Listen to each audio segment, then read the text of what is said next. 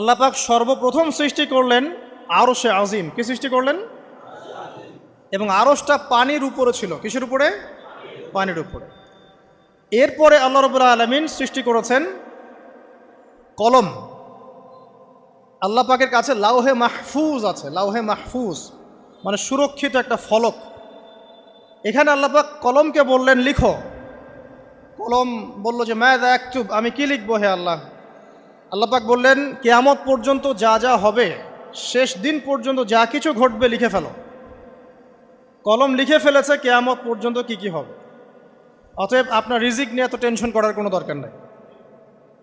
বিয়ে শাদী হচ্ছে না, এই জন্য কবরে গিয়ে মানত করার কোনো দরকার নেই। সময় মতো হবে ইনশাআল্লাহ। যখন রিজিক তাকদিরে লেখা আছে সময় মতো ইনশাল্লাহ হবেই। তাকদিরের বাইরে কিচ্ছু হবে না। তো আল্লাহ পাক তাকদির লিখে ফেললেন। এমনকি লাউহে মাহফুজে কোরআনও লিপিবদ্ধ আছে। সূরা বুরুজ পড়েন নাই?